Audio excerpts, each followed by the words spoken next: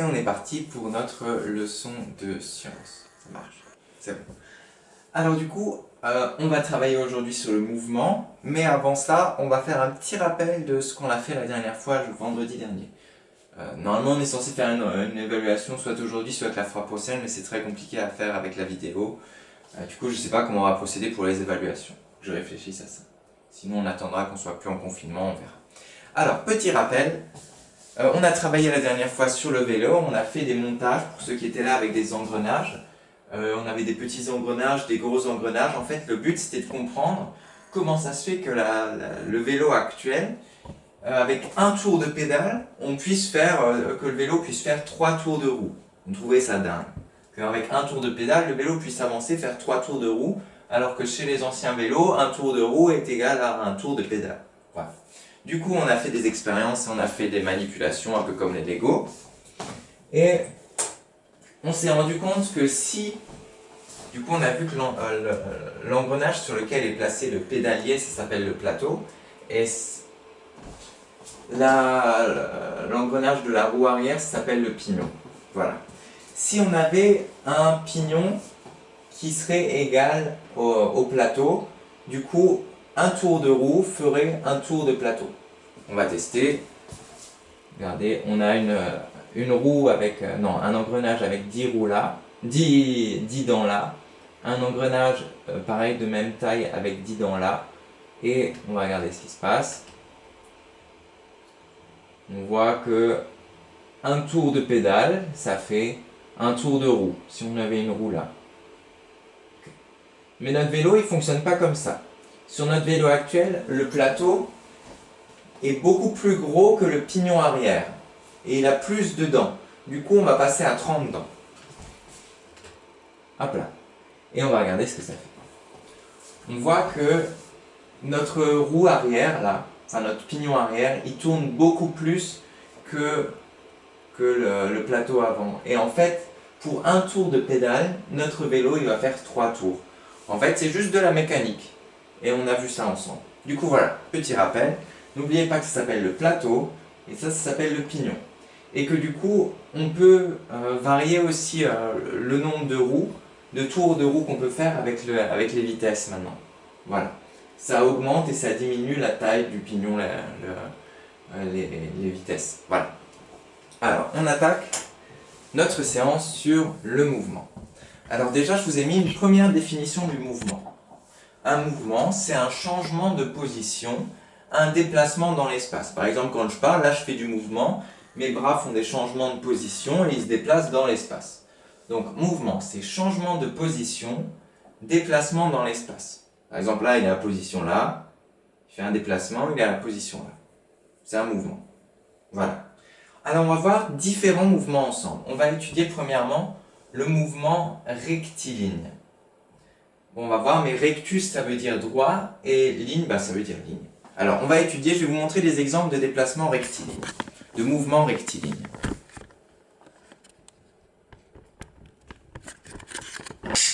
Ok.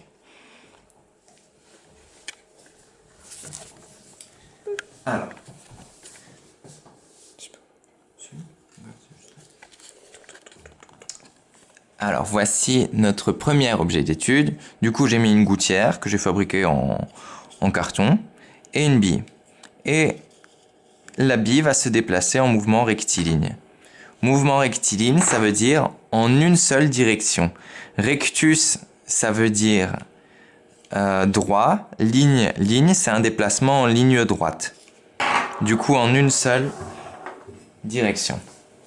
Regardez, hop là. Toujours la même direction. Il y a d'autres choses qu'on peut montrer, par exemple, dans un appartement qui ont des mouvements rectilignes. Par exemple, un tiroir. Regardons ce tiroir-là. S'il a une direction, soit avant, soit arrière, il est aussi un mouvement rectiligne. Ok. Est-ce qu'on avait d'autres mouvements rectilignes? Oui. Par exemple, imaginons que je fais tomber quelque chose par terre. Attends. Par exemple, j'ai une boule de pâte à fixe. Je la fais tomber par terre, elle va avoir une seule direction. C'est-à-dire de haut en bas. Hop là. Elle a une seule Je sais direction. pas si on a vu grand chose, attends. Bon. Voilà. Tout ça, c'est des mouvements rectilignes. Maintenant, on va s'attaquer à d'autres mouvements, les mouvements curvilignes. Curvilignes, c'est-à-dire en ligne courbe, c'est-à-dire avec une courbe. Voilà. Alors,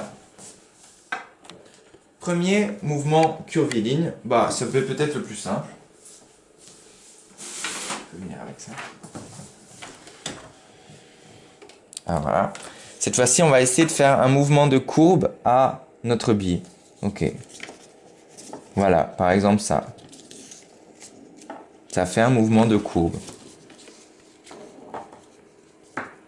Ok, c'est un mouvement du coup curviligne et pas rectiligne.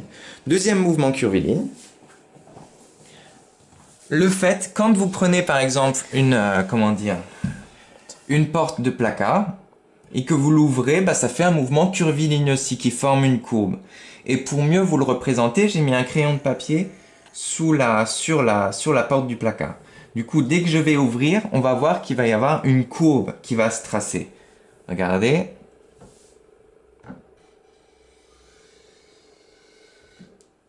On voit bien la courbe. Du coup, on se rend compte que c'est un mouvement aussi curviligne. En forme en ligne courbe.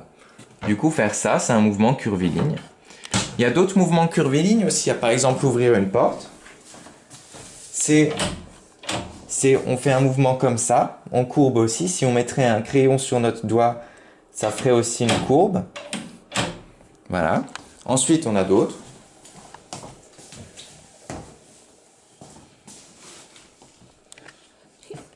Si on arrive à faire un compte. Ah, peut-être qu'on aura compris le jour. Ouais. Par exemple, ouvrir la fenêtre, c'est aussi un mouvement curviligne. Et on a par exemple aussi fermer les rideaux. Mouvement curviligne aussi. On voit bien là que ça tourne. Et voilà. Hop là. Et nous avons donc vu nos deux mouvements, du coup rectiligne et curviligne. On va pouvoir peut-être...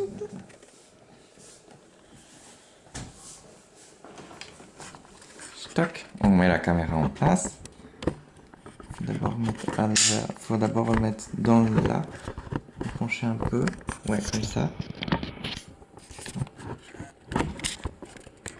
Hop là. Et ensuite on pousse du côté là. Et c'est bon. Ok. Alors.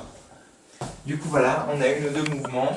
Rectiligne et curviligne. Il y a encore un troisième mouvement qui s'appelle hélicoïdal mais qui est plus compliqué. Par exemple, c'est les hélices d'un hélicoptère. Quand l'hélicoptère il s'envole, bah, il tourne et en même temps il se déplace en l'air. Ça s'appelle hélicoïdal. On entend d'ailleurs hélice dans hélicoïdal. Voilà. C'est pareil quand par exemple on perce une vis, ça fait un mouvement hélicoïdal. La vis elle tourne et en même temps elle rentre dans la matière. Voilà. Du coup, mais bon, c'est plus compliqué le mouvement hélicoïdal. On a donc le mouvement rectiligne, qui vient du latin rectus, qui veut dire droit, et ligne. Du coup, c'est un mouvement en ligne droite. D'ailleurs, vous connaissez un autre mot qui commence par rect, c'est rectangle. Rectangle, ça veut dire qui a des angles droits. Rectangle. Rectus, on a dit, c'est droit.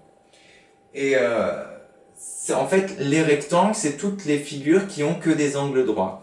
Et du coup, ça va vous paraître bizarre, mais un carré, ça fait partie de la famille des rectangles. Mais bon, ça, c'est plus compliqué. Voilà. Ensuite, le mouvement curviligne. Curviligne, on entend bien un peu courbe. Incurvé, ça veut dire en forme de courbe. Curviligne est un mouvement en ligne courbe. Alors, je vous ai mis un espace pour mettre encore des exemples. Ça va être vos devoirs. Vous allez devoir trouver 2 exemples à chaque fois, ou plus si vous voulez, de mouvements rectilignes et 2 exemples de mouvements curvilignes. Ça va être vos devoirs pour lundi. Bon, il n'y a pas grand chose. Il y a ça en devoir. Je vais vous écrire ça après, mais bon. Ça, l'allemand, trouver les phrases qui manquent. Réviser la leçon sur le cercle. Et je pense qu'on sera pas mal encore en devoir. Peut-être encore une autre chose, mais voilà, ce sera tout. Et on a bien travaillé aujourd'hui, on a appris plein de choses. On va donc passer au silence on lit. À tout de suite. Copiez bien la leçon, elle est toute petite. Et voilà.